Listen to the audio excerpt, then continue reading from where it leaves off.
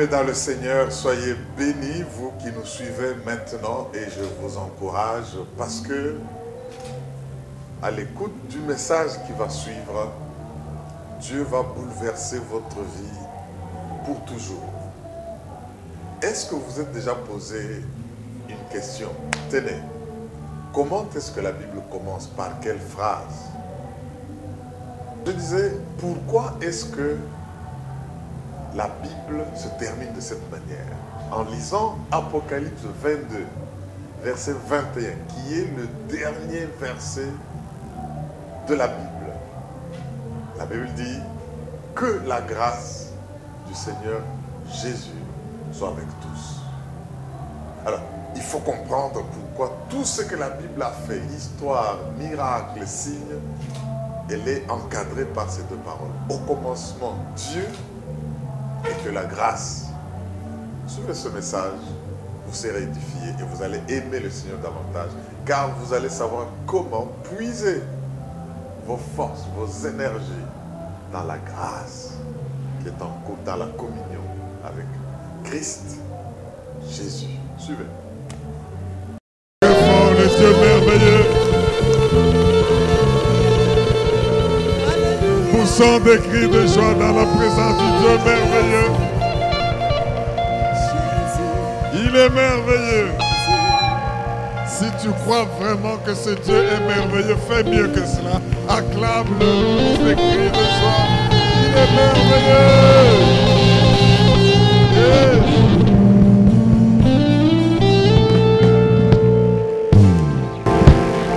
Père, tu es merveilleux pour nous. C'est pour cela que nous sommes là en ta présence. Nous croyons dans ta bonté, nous croyons en ta puissance. Nous croyons en ta nature d'un Dieu tout capable, un Dieu bienfaisant à ceux qui comptent sur lui. Prends contrôle de toutes choses, cher Saint-Esprit. Oui, nous voulons voir et entendre Jésus, lui ressembler, devenir ce qu'il est, parce que le Seigneur veut que nous soyons transformés à son image. Tu connais le cœur de chacun de nous tous. Daigne nous faire du bien. Prends le centre de toutes choses et merci pour ce que tu vas faire. Par la foi, nous anticipons tous les résultats en te disant merci au nom de Jésus-Christ. Amen. Acclamons encore notre Dieu. Acclamons encore notre roi. Veuillez vous asseoir, bien-aimés. Oh, que c'est merveilleux de passer du temps dans la présence du Seigneur. Et je le dis toujours, quand vous contemplez le roi des rois, quand vous adorez le Seigneur, il se passe beaucoup de choses que personne ne peut évaluer à sa juste valeur. C'est pour cela qu'il faut que toute notre vie, du premier jour de la semaine au dernier, de chaque année, de chaque temps que Dieu nous donne, que nous puissions être vraiment des adorateurs.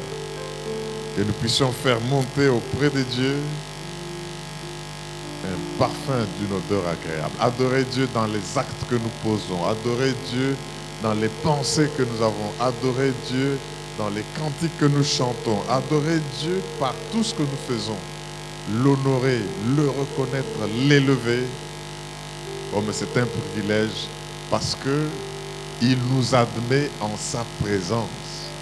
Heureux ceux que Dieu admet en sa présence. Et quand nous l'adorons, vraiment nous accédons à sa présence et il nous fait beaucoup de bien. Ça nous fait grand plaisir. Est-ce qu'on peut dire Amen? Je ne continuerai pas avant d'échanger ce message sans vous saluer et vous bénir tous parce que c'est vrai que ça fait un temps que nous vous avons quitté, nous nous sommes retrouvés avant la fin du mois passé au Katanga, à Lubumbashi. Nous avons fait une semaine de célébration du réveil avec les églises non dénominationnelles. Vous nous avez soutenus et nous avons vu la main de Dieu pendant ces manifestations. Et juste après, nous sommes remontés et nous sommes allés à Johannesburg en Afrique du Sud où nous avons vu Dieu nous bénir dans l'organisation du mariage de nos enfants John et Tania. Et pour ça, nous disons merci à Dieu. Nous reconnaissons tous ceux qui nous ont soutenus de loin ou de près. Et il y en a beaucoup qui ont fait le déplacement. Malgré le froid, malgré les moyens que cela demandait, malgré le temps que ça prenait. Et qui sont venus, nous avons passé des moments agréables. C'est notre façon de vous dire merci et de rendre grâce à Dieu pour ça. Que Dieu vous bénisse. Oui, des gens sont faits, des efforts sont venus des États-Unis, d'Europe, d'Afrique ici, de l'intérieur même de l'Afrique du Sud. Nous avons vu qu'est-ce que c'est qu'avoir une famille en tant qu'enfant de Dieu. Amen. Encore une fois, de tout cœur. Il y en a même qui ont envoyé des cadeaux parce qu'ils ne pouvaient pas être là. Et tout cela est arrivé. Et voilà que par la grâce de Dieu, cette semaine, ce jeune couple va se déplacer pour les États-Unis, à Dallas au Texas, où ils vont continuer d'approfondir l'apprentissage des choses de Dieu, ce Dieu qu'ils veulent servir. Est-ce qu'on ne peut pas encore acclamer le Seigneur pour ses bontés? Dieu est bon. Dieu est bon et il est bienfaisant. Voilà, sans plus tarder, ce mois était mois de la grâce de Dieu. Vous savez, à Logos Rema, nous avons un thème chaque année.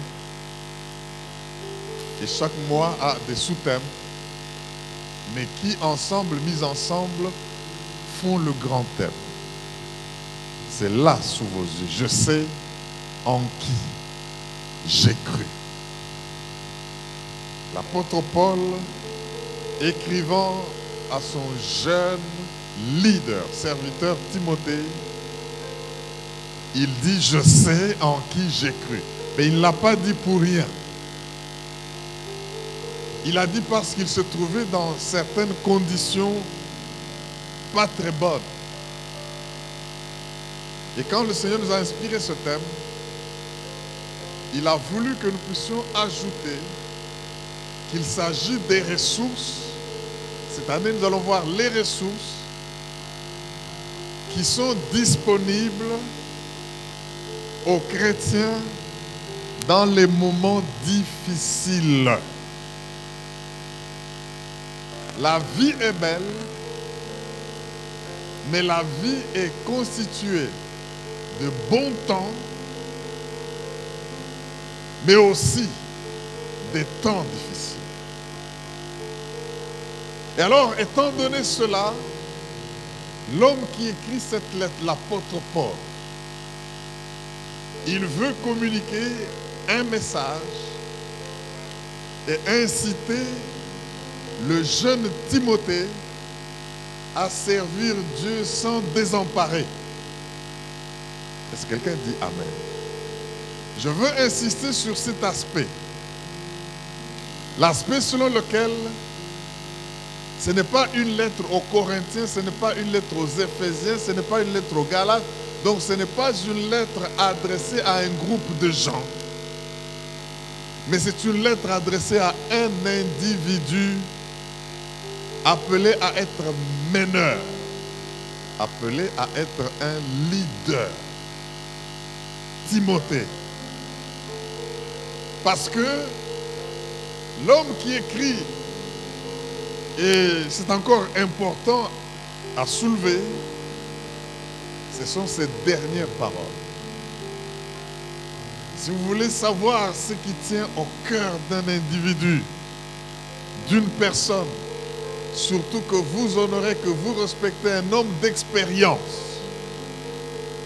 regardez qu'est-ce qu'il dit avant de mourir.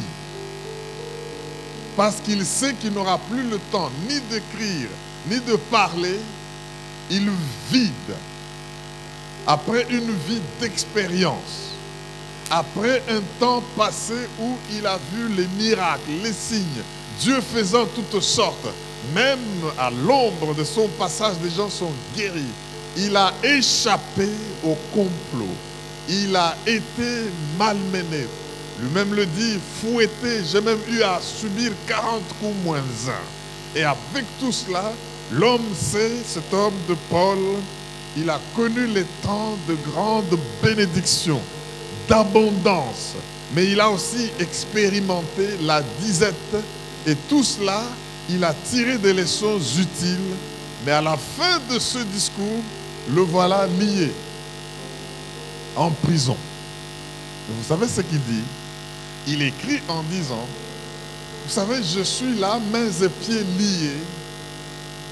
Mais au moins une chose est vraie, moi je suis lié, mes mains sont liées, mes pieds sont liés. Mais la parole de Dieu n'est pas liée, elle est libre.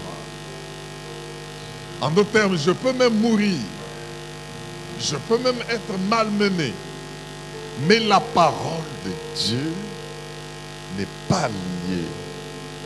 Et comme nous l'avons vu le mois passé, cette parole a une instruction, c'est de ne pas rentrer à celui qui l'a émise, à Dieu, sans produire ce pourquoi elle a été annoncée. Alors maintenant, ce Paul, un grand leader, vous savez, un grand meneur. Quand vous regardez ses conditions physiques, il n'y avait rien d'attrayant quand on décrit Paul. Mais Dieu avait placé en lui une intelligence des choses spirituelles que Dieu avait choisi de révéler pour notre temps, incomparable.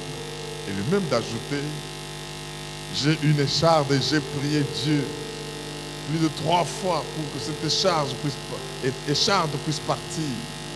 Un ange de Satan chargé de m'essouffleter. Il dit à cause de quoi? À cause des choses que Dieu m'a données parce que je risquais de devenir orgueilleux.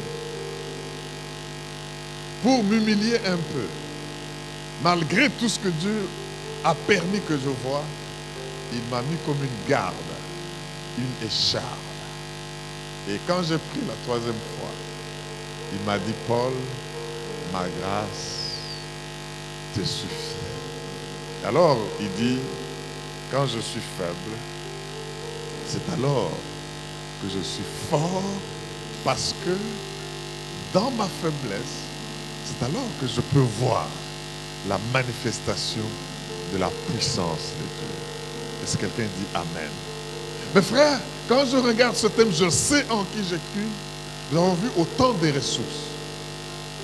Mais ce mois, le Seigneur voudrait que nous comprenions que la grâce de Dieu est aussi une ressource à laquelle nous devons recourir dans les temps difficiles.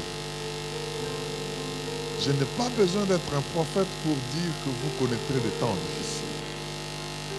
Temps difficiles dans votre santé, temps difficiles au travail, temps difficiles dans vos capacités de faire quoi que ce soit, temps difficiles dans la société et avec les gens autour de vous, toutes sortes de temps difficiles même dans la carence.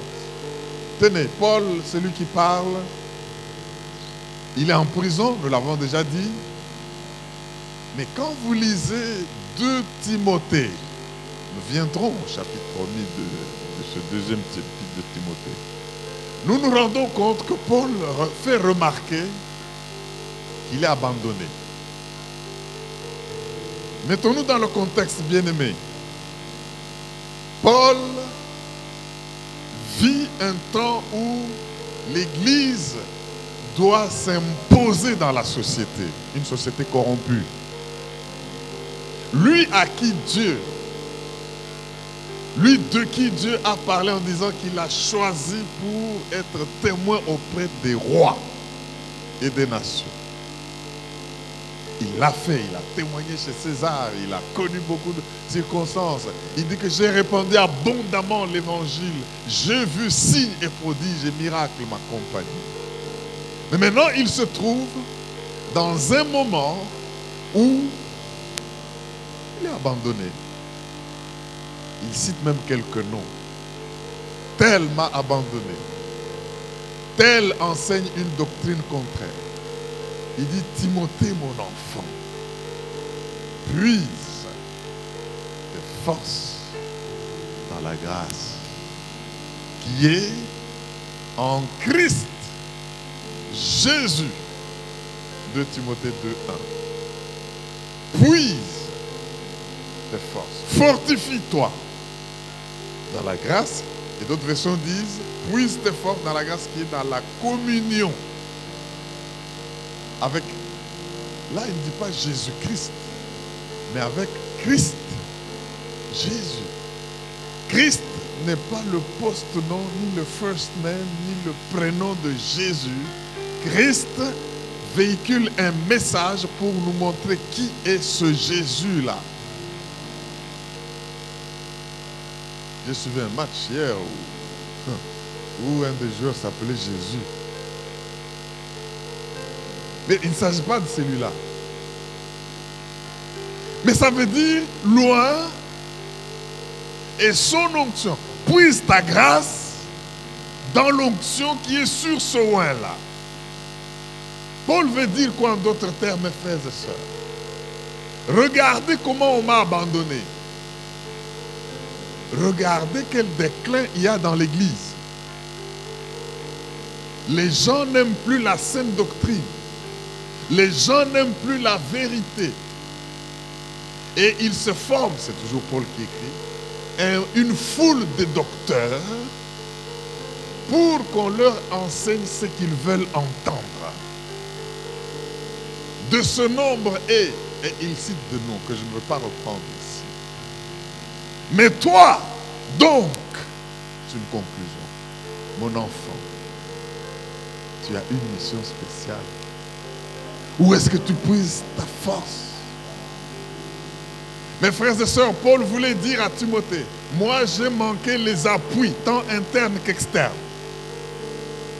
Les gens avec qui je mangeais, avec qui je travaillais, qui ont joui de tous mes biens, m'ont abandonné.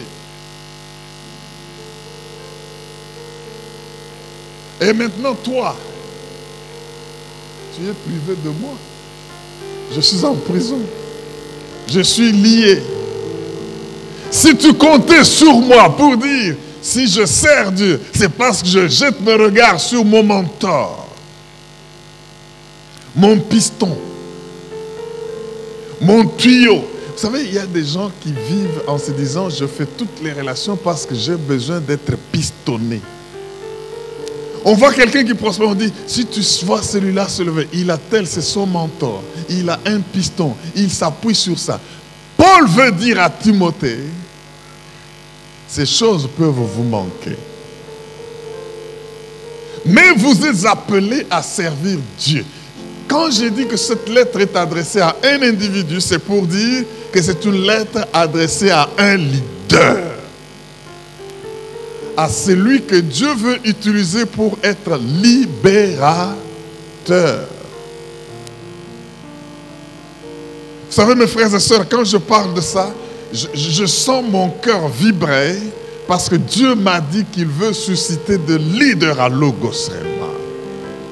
Et c'est pour cela que ce message n'est pas adressé à ta famille, à un groupe de gens, ni à une foule, ni à un comité. Ce message est adressé à toi et à toi seul pour que tu saches servir Dieu, mais en sachant où est-ce que tu tires tes forces. Si tu n'as jamais été déçu par les hommes, je te dis, attends un peu seulement. Vis un peu quelques années. Tu verras que les hommes vont te décevoir. Alléluia.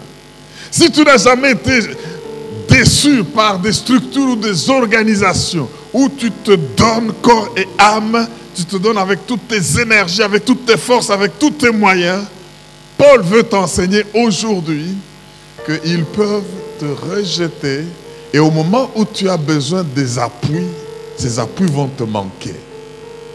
Mais ce n'est pas une raison pour ne pas servir Dieu. Dieu ne t'a pas créé dans ce monde pour rien. Dieu t'a créé pour une mission, pour un but. Mais qu'est-ce que tu fais pour servir Dieu quand les appuis des hommes, tant internes qu'externes, arrivent à te manquer? Vous savez, quand le Seigneur Jésus nous donne l'ordre suprême, c'est là aussi ses dernières paroles. Vous allez dans Matthieu 28, la Bible dit, tout pouvoir m'a été donné dans les cieux et sur la terre.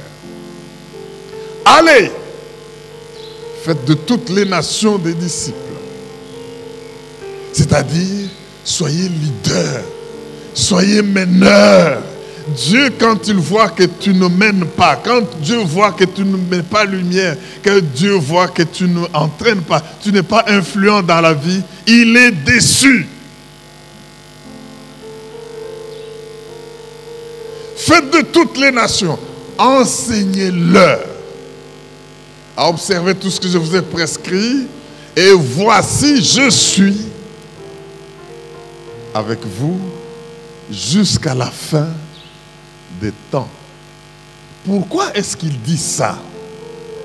C'est pour dire, vous n'allez pas vous justifier en ne m'ayant pas servi pour une raison ou une autre, pour un manque ou un autre, parce que je suis avec vous. Les autres peuvent vous manquer. Les gens sur qui vous êtes appuyés peuvent ne pas être là. Vos maîtres peuvent être arrêtés. Et même la mort peut les entraîner. Et vous allez arrêter de me servir parce qu'il est mort. Paul voulait dire à Timothée, bientôt je vais mourir. Bientôt les gens m'ont abandonné. Malgré ma bonne foi, je ne peux pas être toujours avec vous. Je peux vous quitter, mais la grâce ne va pas vous quitter. Donc ce que vous devez faire, c'est apprendre à puiser vos forces où? Dans la grâce qui est dans loin et son onction, Jésus. Alléluia. Alors, mes frères et sœurs, comprenez cela. Vous savez, quand je regarde Timothée en question, pourquoi Paul lui écrit une telle lettre? Timothée n'avait pas normalement, légalement, aux yeux des Juifs, le droit de servir Dieu et de parler de Dieu. Il était né d'un père grec. Être grec, ça valait une insulte de la part des Juifs et d'une mère juive. Il n'était pas 100% juif, comme Paul qui pouvait dire « Je suis hébreu, né d'hébreu », c'est-à-dire père hébreu, mère hébreu. Donc rien à redire. Ça, Paul pouvait se le dire, mais pas Timothée. Un type comme ça ne pouvait pas, à cause de ses origines et de ses ADN différents des Juifs, se prétendre servir Dieu. Alors maintenant, quand Paul parle à Timothée de cette manière, il veut lui dire, s'il s'agissait de s'appuyer sur les origines, toi tu ne peux pas le faire pour servir Dieu. On va te rejeter. Mais puise tes forces dans la grâce du Dieu qui peut prendre quelqu'un aux origines douteuses, mauvaises, et en faire son serviteur pour avoir la force. Est-ce que quelqu'un peut dire Amen? Timothée, il était jeune. Si les autres pouvaient compter sur leur expérience, leur âge, pour servir Dieu, mais lui n'avait pas cet atout. Il devait puiser sa grâce sur sa puissance sur quoi? Sur la grâce qui est en Jésus, en Christ Jésus. Bien-aimé, le Seigneur veut nous dire aujourd'hui que nous pouvons manquer des atouts. Nous pouvons avoir des origines problématiques. Nous pouvons être dans des situations d'abandon et de rejet, mais cela ne suffit pas pour ne pas servir Dieu. Vous savez, hier, quand nous clôturions ces cris, j'ai posé une question aux jeunes, mais comme vous n'étiez pas là, je vais la reprendre pour la plupart. Mais les jeunes étaient là. Que nous dit le premier verset de la Bible? Allons dans Genèse,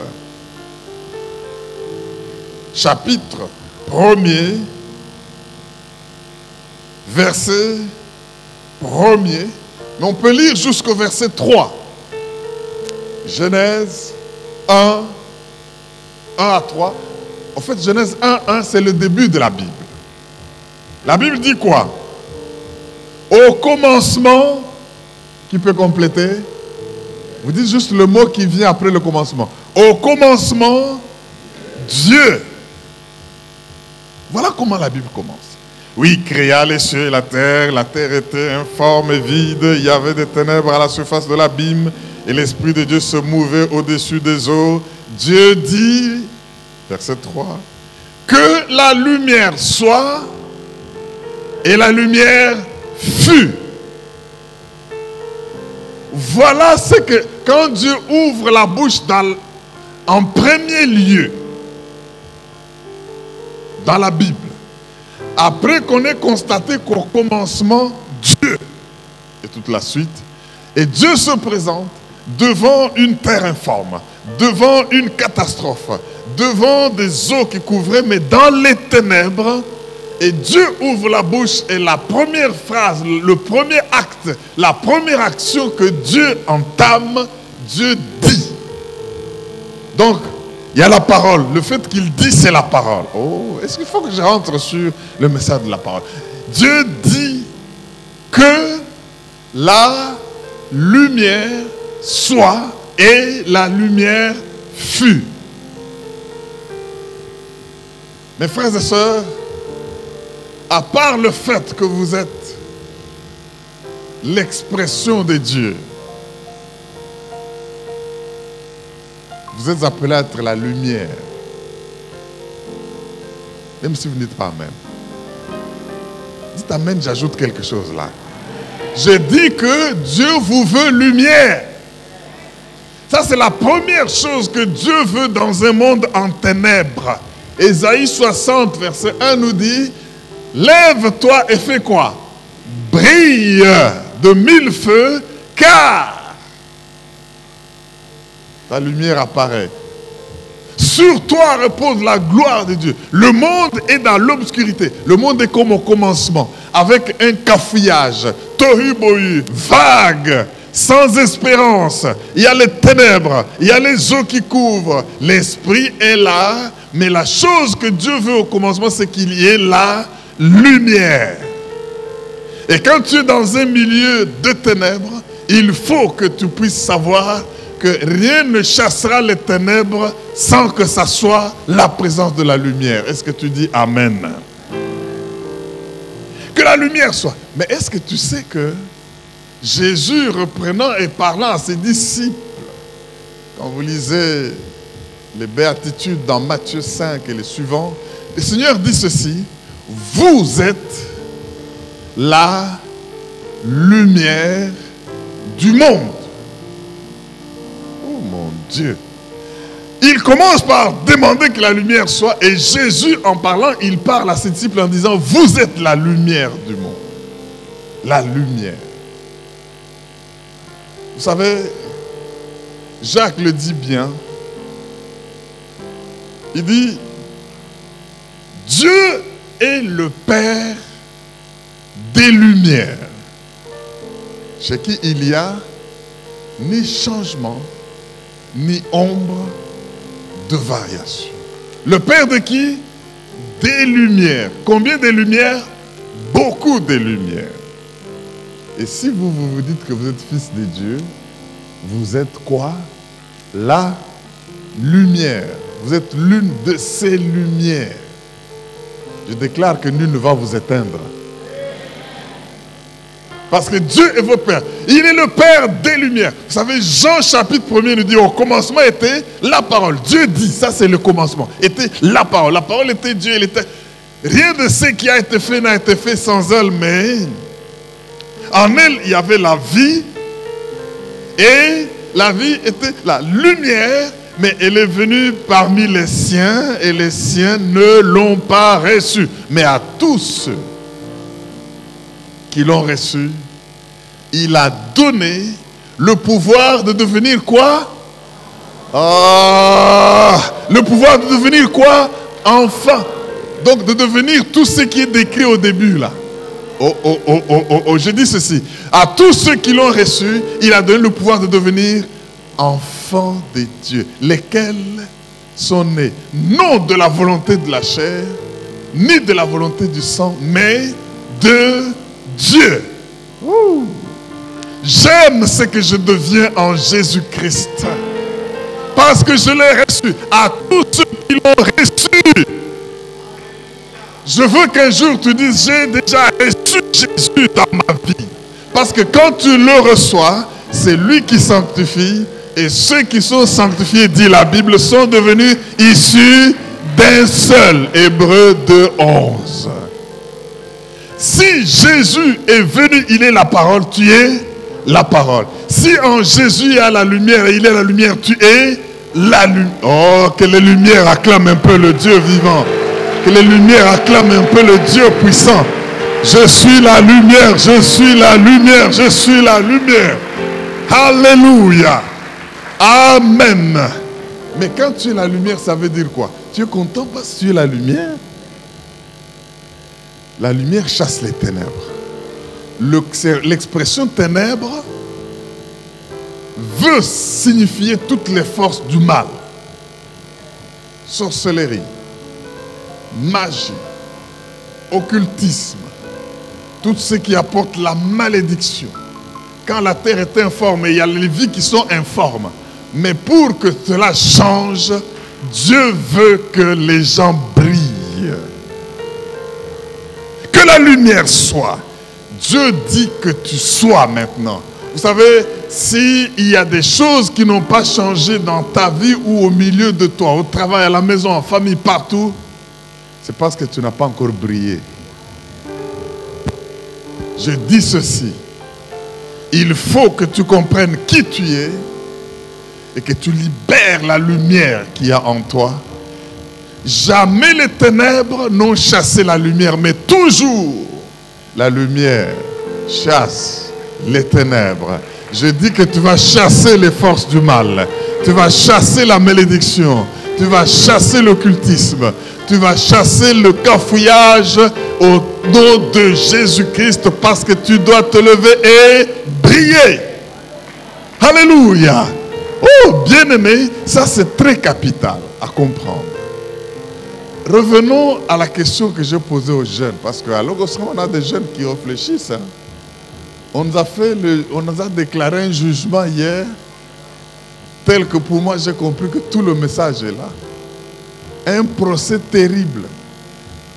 Et un jugement a été rendu sans appel. Oh, Pasteur Jerry, ça c'est très bon ce jugement-là. Avec des instructions et des interdictions aux jeunes, mais moi je fais même au nom jeunes qui croient. Alors je leur ai posé la question. Comment est-ce que la Bible commence? Nous venons de lire le premier verset de la Bible. La Bible dit au commencement Dieu. Ça tout le monde sait, on répond les yeux fermés. J'ai alourdi la question. Mais comment est-ce que la Bible se termine? Quel est le dernier verset de la Bible? Apocalypse 22, 21. Il dit quoi? Que la grâce du Seigneur Jésus soit avec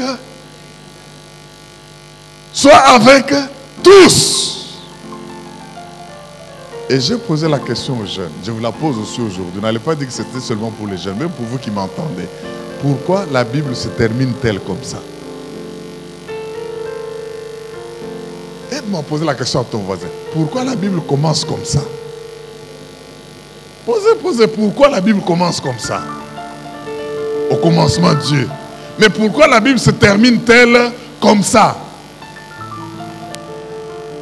Vous comprenez que miracle, prodige, histoire et tout ce qu'Israël a connu est contenu en Dieu et dans la grâce qui est en Jésus-Christ. Alléluia. Mes frères et sœurs, la réponse à cette question est capitale. Je crois que nous allons nous la poser régulièrement. De sorte que nous puissions comprendre comment Dieu veut que nous puissions vivre. En fait, le sujet d'aujourd'hui, c'est puise tes forces dans la grâce qui est en Christ Jésus. Pourquoi Timothée? Paul pouvait écrire à Timothée pour ça. En tant que lumière, Timothée est leader. Timothée doit éclairer. Les gens viendront enseigner de fausseté. Les personnes viendront à abandonner la foi. D'autres choisiront des docteurs pour leur dire ce qu'ils veulent. Mais tu dois briller. Ne t'appuie pas sur des ressources qui peuvent te manquer, ni sur tes origines. Appuie-toi sur la grâce. Mais je pose toujours cette question. Pourquoi la Bible a commencé avec Dieu au commencement et se termine avec la grâce? Et j'ai remarqué que même dans les bénédictions qu'on nous demande de faire sur le peuple de Dieu, c'est toujours que l'amour de Dieu, ça commence avec Dieu, le Père, et la grâce de notre Seigneur Jésus-Christ, et la communion, la communication, la révélation, les rémas que le Saint-Esprit donne, soit avec vous. Oh, je suis heureux d'être à Logos Réma. Mes frères et sœurs, il y a ce qu'on appelle la loi de la reconnaissance, la loi du réma. Vous savez, la loi du réma veut dire quoi? Le principe du réma veut que tu saches que tout ce dont tu as besoin, Dieu l'a placé autour de toi. Ce qui te manque, c'est la révélation. Oh mon Dieu, mon Dieu, mon Dieu, mon Dieu. Le partenaire dont tu as besoin pour réussir dans la vie n'est pas à Kuala Lumpur, il n'est pas en Indonésie. Dieu l'a placé à côté de toi, mais tout ce qu'il te faut, c'est d'en avoir le... Oh, que l'amour de Dieu le Père, la grâce, j'aime la grâce de notre Seigneur Jésus, et les révélations qui viennent du Saint-Esprit soient avec chacun. Vous voyez que toute la Trinité de Dieu est là pour que tu vives une vie de succès. Demande que Dieu t'en fasse la révélation. Alléluia. La grâce. Bien-aimé, j'ai quelques cas. N'oubliez pas la question. Avant la fin de son message, vous devez répondre pourquoi la Bible commence comme ça et pourquoi la Bible se termine comme cela. Il y a ici beaucoup de cas dans la Bible. J'ai le cas d'Esther. Amen. Et vous êtes jaloux d'Esther ou quoi? On a maman Esther, ma mère est Esther, ma fille est née Esther. Donc, acclamons pour l'Esther, mon Dieu. Esther. Alléluia. Esther est défavorisée pratiquement partout. Orpheline, jeune fille, et puis elle se retrouve à l'étranger. Esther est là. Elle a une mission dans la vie. Dieu doit sauver son peuple par elle, mais n'a pas d'appui. Là où elle se trouve dans ce pays-là. Vous savez, il y a des pays bien aimés. C'est bien d'aimer vivre à l'étranger. Mais vous savez, être à l'étranger, un étranger devient même une insulte. Tu poses un acte, on dit talaye étranger. Vous qui voulez qu'au Boakala, je vous avertis, soyez prêts à affronter le regard qu'on donne à un étranger. Même si vous ne dites pas Amen. Alléluia. Est-ce qu'on t'a déjà dit Makwere? Quand on dit Makwere, ça veut dire que les choses vont changer. Tu peux être en règle, avoir tous les papiers, avoir tout ceci. Mais quand tu dois supporter le regard du fait d'être un étranger, je ne sais pas le pas suivant comment tu vas le faire. Mais écoutez, Esther est dans ces conditions. Je crois que ça ne dépend pas de lui. Il y en a qui y sont sans que ça dépende d'eux. Parce que leur mission veut qu'il en soit ainsi. Alors, défavorisé par sa nationalité, ses sources, ses origines, Esther ne peut pas espérer quelque chose de bien. défavorisée par le fait que d'autres peuvent dire, mon père est là, il va dire ceci, ma mère est là, il va faire cela. Elle est orpheline. Mais je comprends pourquoi Jésus dit, je serai avec vous. C'est pour dire, les autres choses peuvent vous manquer. Vous pouvez devenir orphelin. Vous pouvez manquer votre patrie. Vous pouvez manquer des moyens. Vous pouvez manquer des soutiens. Mais moi, la source qui ne tarit pas, le secours qui ne manque pas au moment du danger, je serai avec vous. Sachez seulement puiser vos forces dans la grâce.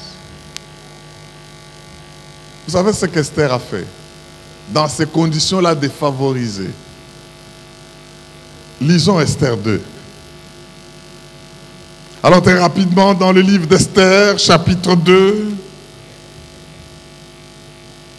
nous allons lire à partir du verset 15 au verset 17. Esther 2, 15 à 17.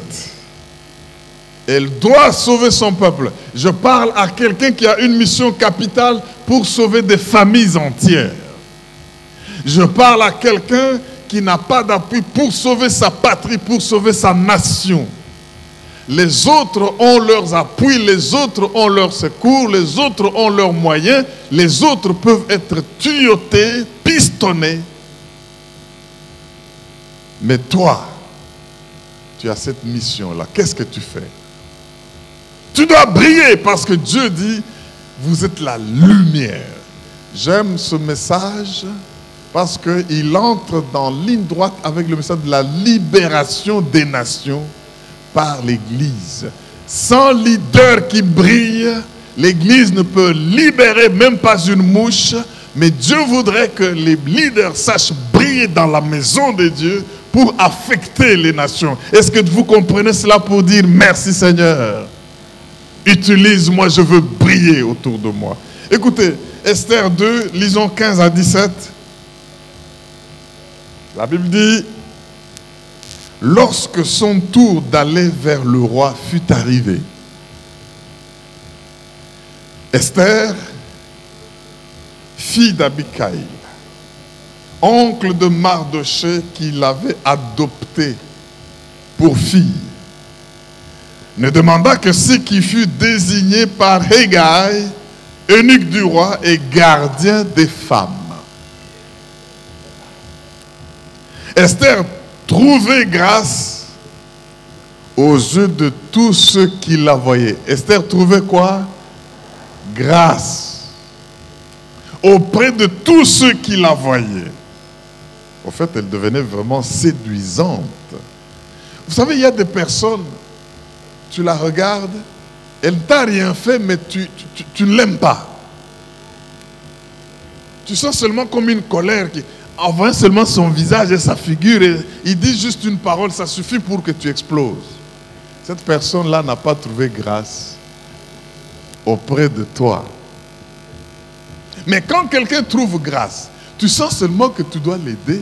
Tu ne t'expliques pas pourquoi et comment. Là où tu bloques les autres, là où tu ne signes pas pour les autres. Mais quand certains dossiers, certaines personnes arrivent, tu sens seulement le cœur qui se rend. Cette personne-là a trouvé grâce. La Vierge Marie, Mère de Dieu, toi qui as trouvé une grâce au milieu de toi. Bon, lisons Esther. Écoutez, Esther trouvait grâce aux yeux de tous ceux qui la voyaient. Verset 16. Esther fut conduite auprès du roi Assuérus dans sa maison royale, le 10e mois qui est le mois de Tébet, la 7e année de son règne. Verset 17. Le roi aima Esther plus que toutes les autres femmes. D'autres versions disent que toutes les autres vierges. Et elle obtint grâce, ça ne s'arrête pas là, et Est-ce que grâce et faveur, c'est différent? Il faut comprendre la nuance. Et elle obtint grâce et faveur devant lui plus que toutes les autres jeunes filles. Il mit la couronne royale sur sa tête et la fit reine à la place de Vachi. Est-ce que tu peux dire Amen? Tu vas remplacer quelqu'un aujourd'hui. Je dis ceci. Tu vas remplacer quelqu'un au nom puissant de Jésus. Pas parce que tu es très intelligent. Pas parce que tu as des grands diplômes. Pas parce que tu as des grands appuis. Mais parce que tu vas trouver grâce et... Oh, je dis quoi? Grâce et... Mais j'ai dit quoi? Grâce et faveur aux yeux des hommes. Cela va vous accompagner. Est-ce qu'on ne peut pas acclamer pour la grâce et la faveur de Dieu? Jésus, Jésus, Jésus, Jésus. Alléluia. Grâce et faveur. Regarde un peu ton voisin qui a acclamé là. Quelle est la différence? C'est quoi la différence? Grâce et... C'est quoi la différence? Bien-aimé, la grâce de Dieu n'est pas juste selon la justice des hommes. S'il fallait vraiment une femme pour le roi, elle serait 100% de cette patrie. Parce qu'elle devait accéder à la royauté. Ça, c'est la justice des hommes. Mais qu'on puisse aller prendre une étrangère et puis une orpheline, une adoptive qui n'a aucun appui. Ça, ce n'est que la grâce et la faveur de Dieu. Mes frères et sœurs dans le Seigneur, je veux que tu comprennes cela. C'est pour cela que la Bible commence par Dieu et se termine par la grâce qui est en Jésus va faire que tu sois favorisé. Mes frères et sœurs, la grâce de Dieu est illogique. Tu vas voir une jeune fille, une vieille femme, un jeune homme, un vieil homme arriver à faire un mariage qui vous surprend. Vous savez, on commence à dire Ashimwene Ata. Donc, il n'est pas question de dire Ashimwene. Quand Dieu te donne le mariage, tu peux avoir un visage bizarre. Quand Dieu t'élève, tu peux avoir, sans avoir eu de grands diplômes, mais tu occupes un poste, les gens regardent et disent non. Il a fait des fétiches. Ce ne sont pas les fétiches, c'est la grâce de Dieu. Est-ce que quelqu'un peut dire Alléluia? Oh, Esther est assise maintenant sur la place royale. Est-ce qu'il fallait aller expliquer à Vachi, je n'ai pas fait de fétiches pour que tu parles? L'erreur que les gens commettent, les enfants de Dieu, c'est que quand il n'a encore rien, il est assidu à l'église, il prie et tout ça, et tout ce qu'il a, il croit que c'est juste de faire ça. Mais maintenant, quand il est béni, au-dessus de tout entendement, il va commencer à chercher l'approbation des hommes. Il commence à dire, mais vous savez, si j'ai cette voiture, vraiment je n'ai pas volé. Vous voyez, j'ai maintenant l'argent, ce n'est pas que j'ai volé. Non, non, non, non, non. Ne vous expliquez à personne. Dites seulement, j'ai cet argent, j'ai cette élévation, j'ai ce mariage, je ne le mérite pas, mais je ne sais pas comment c'est arrivé, c'est la grâce. Oh, est-ce que quelqu'un comprend la grâce de Dieu pour dire Alléluia? La grâce de Dieu. Il faut compter sur la grâce de Dieu. Et Esther est là parce que le roi l'a regardé avec grâce et faveur. En tout cas, dans les faveurs, que vous le vouliez ou non, il y a du favoritisme.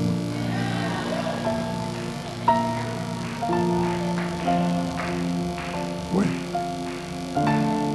Si Dieu t'accorde sa faveur, il te favorise. Ça veut dire qu'il y a des gens qui, dans les mêmes conditions de pression et de température, toutes choses restant égales par ailleurs, vous arrivez à vous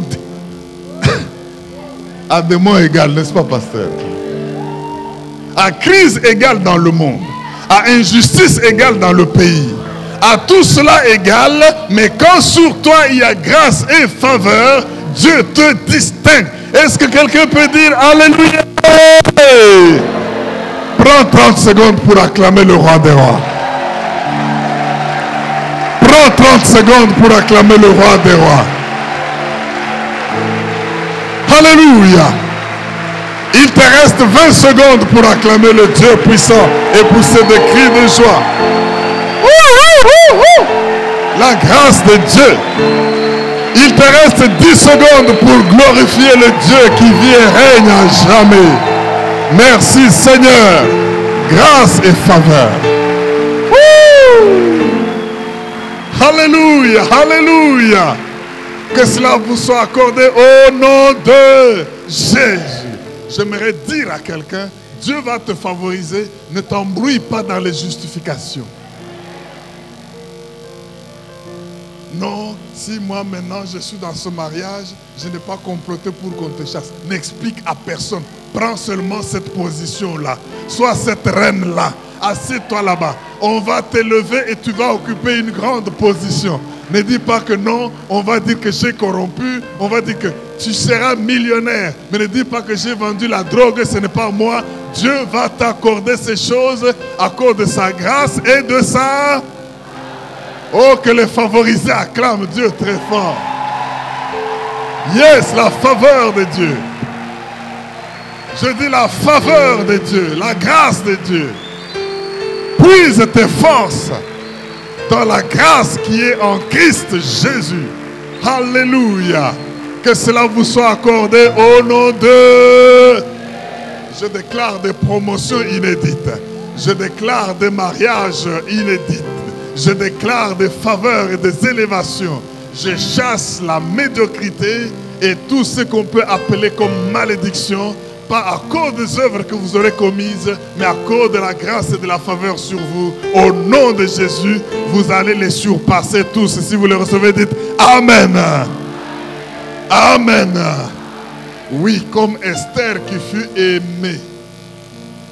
Si on regardait les critères beauté, elle pouvait ne voir pas été la plus belle. Si on regarde le critère virginité, elle pouvait ne pas être la seule vierge. Si on regarde le critère origine, elle n'en avait pas à présenter. Mais elle a puisé sa force dans la grâce et elle a eu la faveur. Quand le roi l'a regardé, il dit, demande. Même le royaume, on peut partager en deux. Oh, Dieu va faire qu'on te demande de faire des choses à cause de la grâce. Tout cela à cause de la grâce. Au nom de... Veuillez vous asseoir, bien-aimé. Je n'ai pas encore fini. Écoutez, je repose la question. Pourquoi la Bible commence comme ça? Et pourquoi la Bible se termine comme ça? J'affirme que Dieu est un Dieu de jugement. Est-ce que tu peux dire Amen? Je dis ceci. Dieu est un Dieu de jugement. Quand tu vas vivre dans le péché, Dieu ne tient pas pour innocent celui qui est coupable. Jamais. Sinon il serait ni lui-même, il devient injuste. Il juge. Le feu sort dans ses narines. Il a les jugements qui viennent par le feu. Il est juste. Dieu, dis avec moi Dieu, le Dieu des jugements. Il y a quelqu'un qui a compris pourquoi la Bible commence par Dieu et se termine par la grâce. C'est Caïn. Dis avec moi Caïn. J'ai jamais vu quelqu'un donner à son fils le nom de Caïn. Les Abel, il y en a beaucoup, même à Logos Remandana. Mais qu'est-ce que Caïn a connu de Dieu? Caïn a compris pourquoi la Bible commence comme ça et pourquoi la Bible se termine comme cela. Allons dans Genèse au chapitre 4. Alléluia. Genèse chapitre 4. Versets 6 à 16. Quelqu'un y est et dit Amen. Genèse 4. 6 à 16, la Bible dit ceci. Et l'Éternel dit à Caïn, pourquoi es-tu irrité? Et pourquoi ton visage est-il abattu? Certainement, si tu agis bien, tu relèveras ton visage. Et si tu agis mal, Le péché se couche à la porte et ses désirs se portent vers toi. Mais toi, domine sur lui. Verset 8. Cependant, Caïn adressa la parole à son frère Abel. Mais comme ils étaient dans les champs, Caïn se jeta sur son frère Abel et le tua. Oh mon Dieu, le premier meurtre. Tenons-nous debout.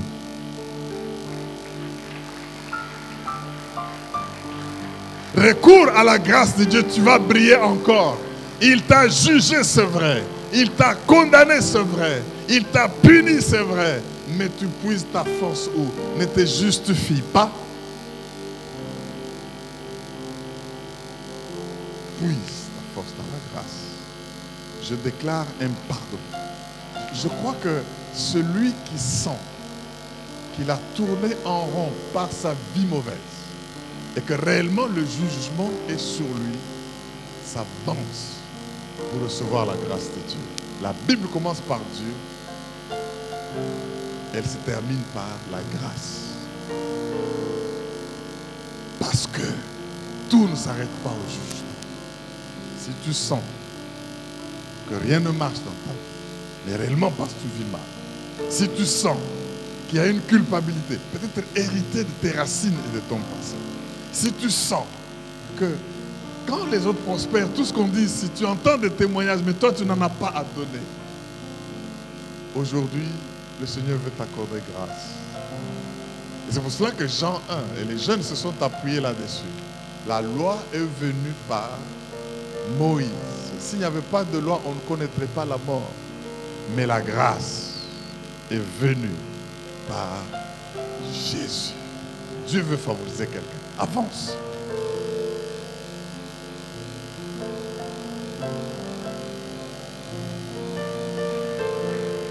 Acclamons très fort le roi des rois. Ne meurs pas comme Caïn sous le jugement malgré tes actes. Dieu veut changer les choses dans ta vie. Oh, sa grâce est là, sa grâce est là, sa grâce est là. Pendant qu'ils avancent, bien aimés, acclamons très fort le roi des rois. La malédiction devra être révoquée. Dieu va te favoriser. Si même le travail n'a pas marché parce que tu étais sous un certain poids, oh, il y a une faveur qui est en train de couler en ces lieux. À ton âge, beaucoup sont mariés et même sont déjà des pères. Mais toi, tu es en train de tourner en rond. Pas parce que Dieu veut comme ça, mais parce que tu as une malédiction qui pèse sur toi. Quelqu'un t'a jugé et condamné. Aujourd'hui, saisis la grâce. Saisis la grâce. La Bible ne se termine pas dans la condamnation. La Bible ne se termine pas dans le jugement. La Bible se termine par la grâce. Elle commence par Dieu. C'est un Dieu de grâce. Il veut la répandre sur qui veut la recevoir. Oui, ils sont en train d'avancer. Nous acclamons très fort notre Dieu. La faveur de Dieu. Oh, alléluia. Oh, alléluia. Bien-aimés, le temps m'a manqué de vous parler de cette jeune Moabite de Naomi, de Ruth. Pour arriver à avoir un mari comme Boaz, dans un milieu où de jeunes filles existaient, travaillaient, malgré son passé, mais il s'est appuyé sur la faveur de Dieu. Tu n'auras pas à t'expliquer des bénédictions que Dieu va t'accorder. Ce sont des faveurs. Je réclame la faveur de Dieu. Est-ce que vous pouvez élever vos mains pendant que je déclare ces choses prophétiques? Que le Dieu qui a commencé votre vie, et même qui a permis que certains jugements et condamnations soient sur vous, au nom de Jésus, que la grâce qui est en Jésus-Christ.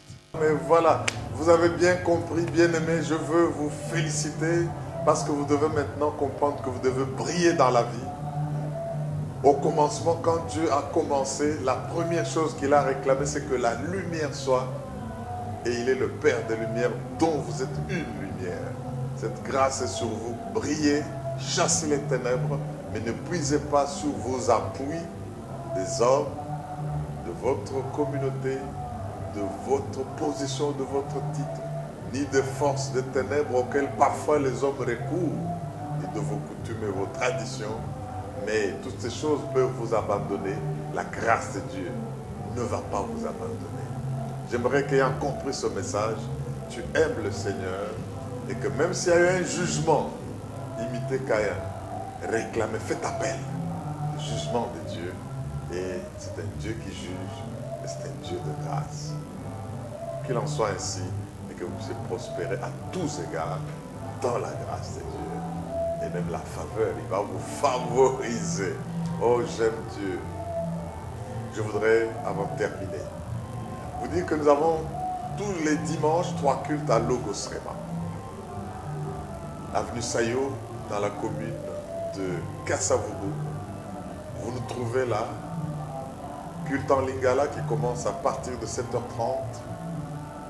Et puis à 9h30, nous avons une communion tous les dimanches à Logos Rema. Nous partageons le pain, nous buvons le sang de Jésus pour nous souvenir. Venez assister.